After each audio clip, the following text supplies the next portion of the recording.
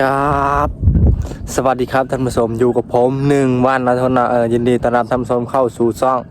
แม็กแบ็กโจนะทุกคนนะมื้อนี้ก็อยู่ให้อยู่หน้าคือเก่าพี่น้องภาพในคลิปข่อยก็สิมีแต่อยู่ให้อยู่หน้านั่นเนื่องจากว่าเฮาบ่ได้อยู่ เฮาบ่ได้ไปท่องเที่ยวในเมืองเนาะแต่ก็อยากไปอยู่ทุกคนมื้อนี้เฮาจะพาทุกคนมาเก็บหอยนะทุกคนเบิ่งว่ามันสิมีหรือบ่หลังจากที่ว่าฝนตก4 มื้อติดแล้วทุกคนมื้อที่4มื้อนี้เนาะฮะก็เช้าตอนนี้ก็เวลาประมาณสิเข้า12 โมงเนาะที่ฝนเช้าตกเขาคิดว่าตอนแรกมันก็สิตกอีกเนาะทุกคนวันนี้ก็เลยว่านึกได้หอยมันคือสิขึ้นเนาะ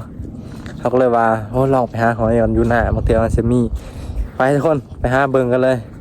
ว่าเฮาสิได้หอยบ่หรือว่าเฮาสิได้แต่กระสอบซึ่งมีเฮาเอากระสอบมา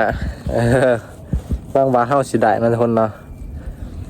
บรรยากาศบ้านนาโคตรดีแห้งว่าแดดบ่มีนะแดดบ่แห้งว่าเนื่องจากว่าเมฆมันลายเนาะมันห่มมันก็บรรยากาศโคตรดีนะโคตรดีเลยทุกคน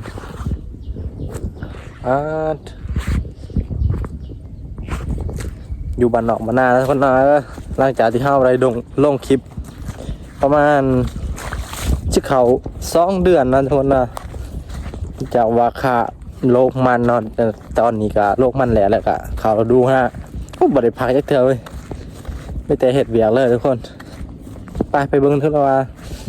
เฮาสิได้หอยบ่ในมื้อนี้หรือสิบ่ได้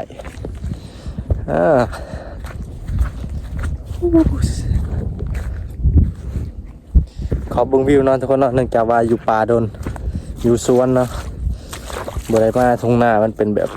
คนเดียวมื้ออื่นมื้อฮื้อเขาก็สิมาไถนาเนาะเนื่องจากว่าฮอดฤดูฝนเนาะมันก็ตก 4-5 มื้อเล่นติดใส่เลยหอยมื้อนึงเห็นหอยทุกคนหอยเป็นยังทุกคนต้องติดหอยนี่คือสภาพของมันถ้าไปได้นอนเที่ยงหน้าแบบนี้ก็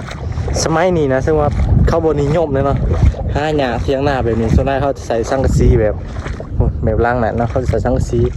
ตอนนี้เขาก็ยังใส่หญ้าถือว่านอนมวนหรือว่ามันบ่มี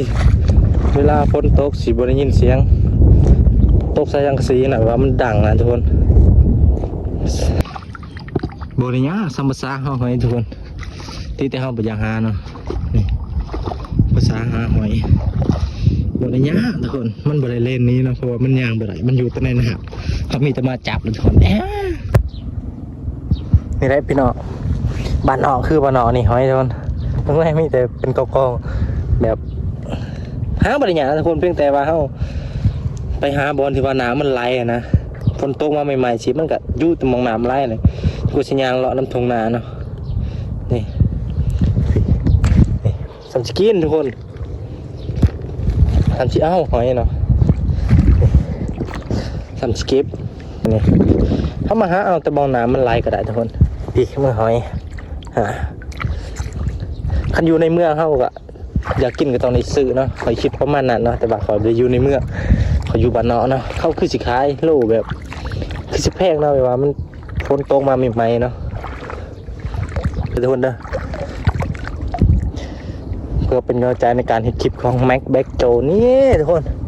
นี่งามเดี๋ยวช่วงนี้คนภาคใต้ปลาพักก่อนข้าวหนึ่งทุกคนแต่ว่ามันแดดเริ่มออกเนาะการจะขอภาพหน้าให้ฝนเศร้าโตเลยแต่ว่ามันโตประมาณ4 มื้อนะทุกคนนะตก4 มื้อเรียนติดแหละมันบทสะดวกในการใช้ชีวิตของเฮาเนื่องจากเฮาอยากไปใส่มาใส่มันหยาบนะต้องโกมากว่ามันสิเป็นว่าตูนเด้อทุกคนในคลิปนี้ก็สิฝากถึงคนที่ว่าเฮ็ดเปียกอยู่ในเมืองในกรุงเนาะครับได้เขามาเบิ่งคลิปนี้ก็อยากให้ทุกคนคิดฮอดภาพบรรยากาศบ้านนาที่เฮาเคยอยู่ค่าอย่างน้อยเนาะแบบเคยแลลินกลางไห้นาประมาณเดือน6เนาะออกไปไถนาไฮตะกากอะแลนลินนะให้หน้าเนาะแลนลอยน้ำนะให้หน้าแบบนี้คิดฮอดบรรยากาศแบบนั้นนะนี่ทุกคนร้านที่เฮาเก็บแล้วนะทุกคนนะนี่ก็คือผลงานของแม็กแบ็กโจนะ นี่เขาได้คลิปลงเลยแล้ววันนี้ทุกคนนะคลิป5 หอยแต่ทุกคนฝากเขาทุกคนเขามาเบิ่งคลิปนะทุกคนนะร้ายนะทุกคนขั้นสื่อนี่ก็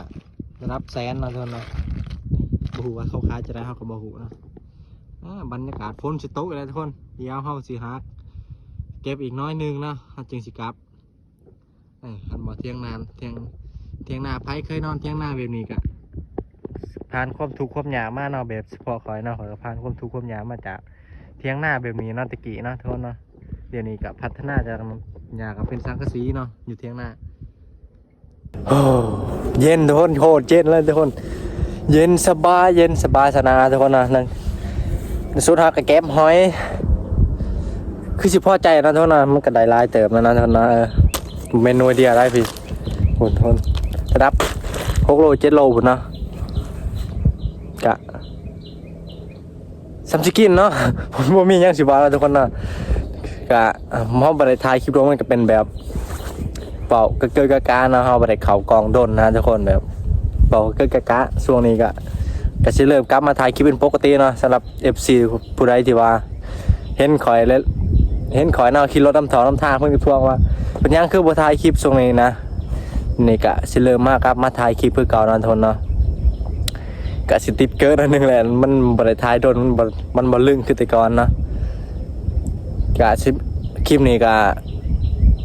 สิเอาลงแต่ทาง YouTube เนาะเนื่องจากว่าทาง Facebook อ่ะมันยากเกินไปเนาะทาง Facebook แบบว่ามันต้องมีส่วนร่วมหลายเนาะเนื่องจากว่าเฮาก็ถ่ายคลิปเดียวๆอีกมันก็บ่แม่นคลิปยอดฮิตหรือว่าคลิปอีสังนะทุกคนเนาะเป็นคลิปทำมาหากินคลิปทั่วๆไปเนาะมันกับบ่ดันขึ้นฟีดนะแบบว่ามันกับบ่ดันขึ้นฟีดแบบฟีดของ Facebook นะมันก็เฮ็ดให้คลิปเฮามันอยู่ล่างสุดนะมันก็เลยแบบบ่อยากเอาลงทาง Facebook ปานใดเนาะใครที่อยากเบิ่งคลิปของแม็กแบ็กโจนะทุกคนเนาะก็เขามาเบิ่งทาง YouTube ของ2แม็กแบ็กโจนะทุกคนเนาะก็สิบังว่าให้ดังบอกอะบ่ส่งสิดังแล้วทุกคนเนาะเฮาก็ถ่ายไปเรื่อยๆเนาะถ่ายไปเรื่อยขี้ขานมื้อใดก็หยุดมื้อนั้นเนาะแต่ว่าเฮามักเรือหายนะเฮาก็เลยถ่ายเรื่อยๆนะทุกคนเนาะหอยเฮาก็หลายต้องกินเนี่ยเบิดเลยทุกคนเลยมันก็เป็นหอยฤดูแบบฝนตกใหม่ๆมันก็สิบ่ใหญ่ปานใดเนาะถ้าว่าหอยประมาณเดือน10เดือน9เดือน10ก็หอยใหญ่เลยทุกคนเนาะการถ่ายคลิปของหอยก็บ่ม่วนปานใดเนาะเนื่องจากว่าเฮาสายเดียวเนาะมันบ่คือแต่ตอนเดินถ่ายใหม่ๆนะมันมีแบบหมู่5-6 คนจังซี่นะมาถ่ายมาเว้ามาหยังนำกันเนาะทุกคนเนาะนี่ก็ไปใช้มาใช้ขั้นมาเฮาก็สิถ่ายเลยเนาะต่อจากนี้เนาะเฮ็ดให้ใช้หน้าเฮาก็สิถ่ายเลยบ่สนแม่มันหยังนอนทนเนาะบ่สนไผสิว่าจะได้เฮาก็บ่สนนะเฮาสิถ่ายเลยบ่ถ่ายแต่ตอนเข้าห้องน้ำบ่พอนะทุกคนเนาะไปลินไปเที่ยวเฮาถ่ายเบิดเฮาบ่ได้ว่าสิจำกัดในการถ่ายคลิปเขาจะถ่ายแต่ด่านทำมาหากินเขาจะถ่ายแต่ด่านไปเที่ยวเขาบ่จำกัดเนาะเขาไปใช้มาใช้เขาจะถ่ายเลยเนาะทุกคนเนาะเอาล่ะทุกคนเฮาก็สิจบคลิปเพียงเท่านี้เนาะทุกคนเนาะใครมาคลิปนี้ก็อย่าลืมกดไลค์กดแชร์นะทุกคนแน่นอนทุกคนบ่มักเพราะว่ามันโมเมนต์คลิปที่ว่าเราใจมันโมเมนต์คลิปที่ว่าสร้างแห้งบันดาลใจว่าดึงดูจิตใจมันเป็นคลิปที่ว่าหอยในทงนาซื่อเนาะเคยบอกส่งว่ามันสิดังนะทุกคนนะทุกคนบ๊ายบายทุกคน